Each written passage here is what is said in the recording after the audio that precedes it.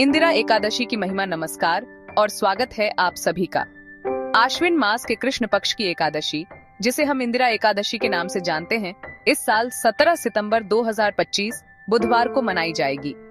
आज हम इस पावन पर्व की महत्ता और इससे जुड़ी पौराणिक कथा पर विस्तार से बात करेंगे।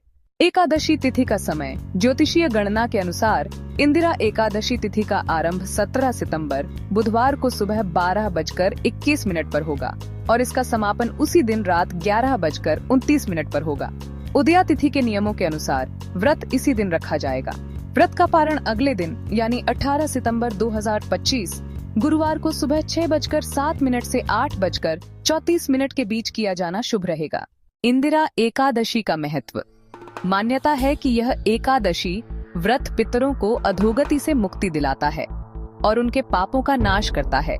इसकी कथा सुनने मात्र से ही वाजपेय यज्ञ के समान फल की प्राप्ति होती है। पौराणिक कथा। इस एकादशी की कथा धर्मराज युधिष्ठिर और भगवान श्री कृष्ण के संवाद से शुरू होती है। भगवान कृष्ण ने युधिष्ठिर को बताया कि प्राचीन काल में महिष्मती नगरी में इंद्रसेन नाम के एक प्रतापी राजा थे। वह धर्मपरायण और विष्णु के परम भक्त थे। एक दिन महर्षि नारद उनके दरबार में आए। नारद जी ने राजा को बताया कि उन्होंने यमलोक में उनके पिता को एकादशी का व्रत भंग होने के कारण कष्ट भोगते देखा है। नारद जी ने राजा को सलाह दी कि अगर वह अपने पिता के निमित्त आश्विन मास की कृष्णा इंदिरा एकादशी का व्रत विधि विधान से करें तो उनके पिता को स्वर्ग लोक की प्राप्ति हो सकती है। राजा इंद्रसेन ने नारद जी से व्रत की विधि पूछी। नारद जी ने बताया कि दशमी के दिन दोपहर में स्नान कर पितरों का श्राद्ध करें और एकादशी को निराहार व्रत का संकल्प लें। भगवान शालिग्राम का पूजन करें और ब्राह्मणों को भोजन कराकर दान दें। रात में जागरण कर भगवान का ध्यान करें और द्वादशी को व्रत का पारण करें। राजा इंद्रसेन ने नारद जी के बताए अनुसार पूरे विधि विधान से व्रत किया। व्रत के प्रभाव से आकाश से फूलों की वर्षा हुई और उनके पिता गरुड़ पर बैठकर विष्णु लोक को चले गए।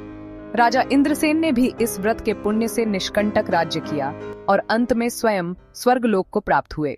यह इंदिरा एकादशी व्रत न केवल मनुष्य के सभी पापों को हरता है, बल्कि पितरों को भी मुक्ति दिलाता है।